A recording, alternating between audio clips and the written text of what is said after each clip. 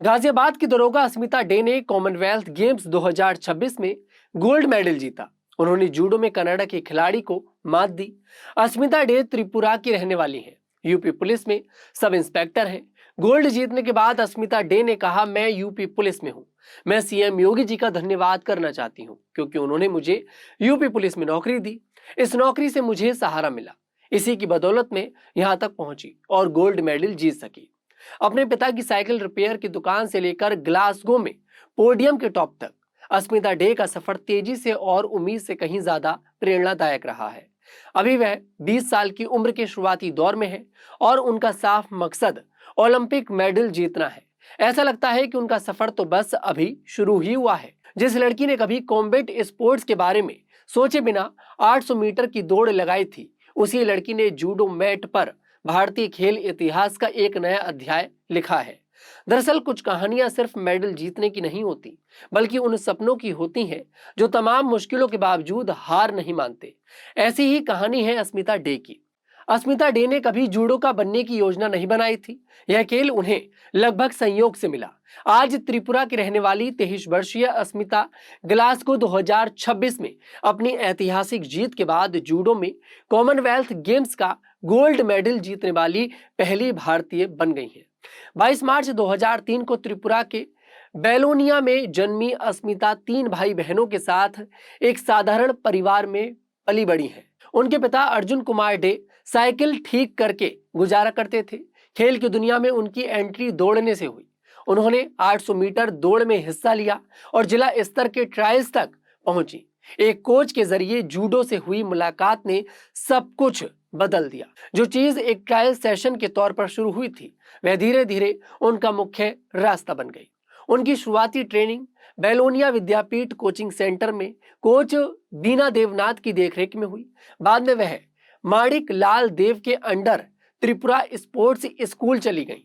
School प्रतियोगिताओं और खेलो India circuit में शानदार प्रदर्शन की वजह से उन्हें 2018 में भोपाल स्थित स्पोर्ट्स अथॉरिटी ऑफ इंडिया के रीजनल सेंटर में जगह मिली। वहां अनुभवी कोच यशपाल सोलंकी ने उन्हें नेशनल सेटअप और टारगेट ओलंपिक पोडियम स्कीम के डेवलपमेंट ग्रुप तक पहुंचने में मदद की। अस्मिता डे भारतीय जूडो खिलाड़ी अवतार सिंह और जापानी स्टार ऊटा आबे को अपना आदर्श मानती हैं। इन खिलाड़ियों ने उनके खेल के नजरिए को आकार देने में मदद की।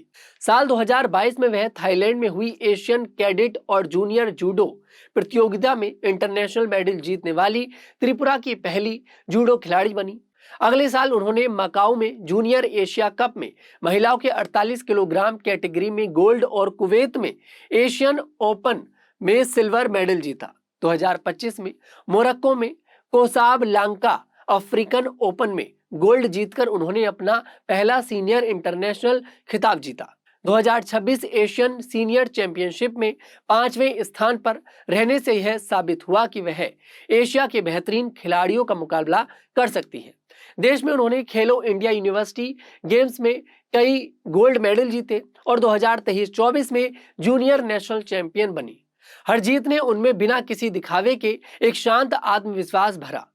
ग्लासगो की उस रात का कोई मुकाबला नहीं था। महिलाओं के 48 किलोग्राम डिवीजन में खेलते हुए अस्मिता डे क्वार्टर फाइनल में स्कॉटलैंड की ईवा इविंग को इप्पोन से हराकर और सेमीफाइनल में एक और घरेलू खिलाड़ी समर शॉ को हराकर फाइनल में पहुंची। गोल्ड मेडल मुकाबले में उनका सामना कनाडा की हेडी क्वाच से हुआ।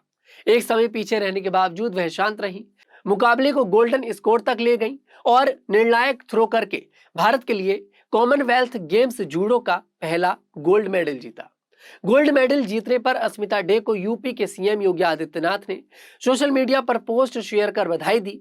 उन्होंने अपने पोस्ट में लिखा, ग्लासगो राष्ट्रमंडल खेलो 2026 में महिलाओं के 48 किलोग्राम भार वर्ग की जूडो प्रतियोगिताओं में स्वर्ण पदक अर्जित कर वैश्विक पटल पर मां भारती को गौरव भूषित करने वाली उत्तर प्रदेश में उप निरीक्षक सुश्री अस्मिता डे को हार्दिक बधाई। देश की बेटियों के अदम्य साहस, अनुशासन, संकल्प और परिश्रम की प्रेरक प्रतीक इस स्वर्णिम उपलब्धि पर प्रत्येक भारतवासी को गर्व है। अस्मिता डे की स्वर्णिम सफलता की है यात्रा अविराम चलती रहे। यही मंगल शुभकामना है। तो ये कहानी है अस्मिता डे की। इस कहानी पर आपकी क्या राय है कमेंट सेक्शन में जरूर बताइएगा। मैं तनुज दीक्षित आपसे मुलाकात करूंगा, तब तक के लिए हमारे साथ देखते रहिएगा न्यूज़ 15।